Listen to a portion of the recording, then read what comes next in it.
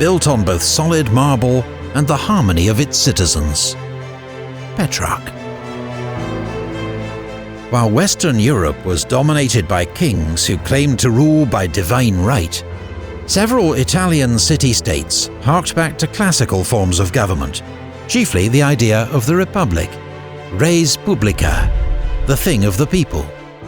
However, at the height of its power, Venice's Republic, La Serenissima as it was known, was firmly in the hands of its nobility. Only those whose names were listed in the Golden Book, the city's registry of nobility, could join the Great Council, which appointed all senior officials through a complex system of voting and drawing lots.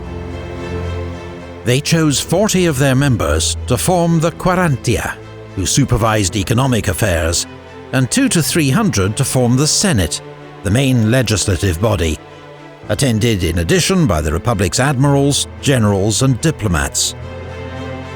The elected head of government remained the Doge. His powers had been steadily diminished, until by the 1400s he was no more, Venetians joked, than a tavern sign, a decorative symbol of power, though he continued to wield huge influence. The Republic's day-to-day government was the Signoria, made up of the Doge, the 6 members of his minor council, and 3 representatives of the Quarantia. They could be joined by 3 boards of special advisors, known as the Savi, or wise men, to form the full college. The Council of 10, meanwhile, had a special remit to sniff out subversion. It was a system that eventually acquired so many checks and balances that change, for good or ill, seemed both unimaginable and undesirable. The Constitution of Venice, an insuperable monument of wisdom and efficiency. Gasparo Contarini.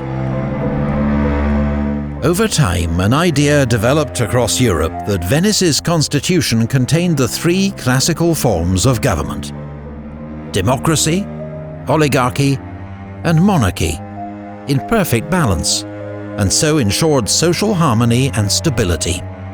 The myth of Venice, as this became known, overlooked the Republic's healthy tradition of attempted coups, rampant corruption, and social tension.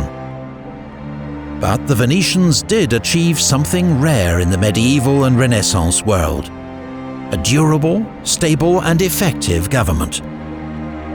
The Serene Republic had one further strikingly modern feature: the best diplomats in Europe, skilled ambassadors in every capital and court, sending information back to Venice in secret code from across the continent.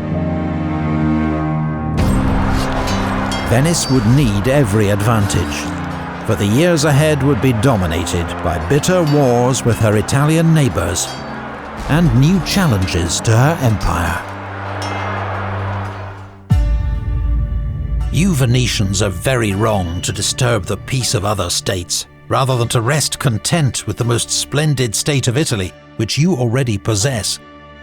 If you knew how you are universally hated, your hair would stand on end. You are alone, with all the world against you. Galeazzo Sforza.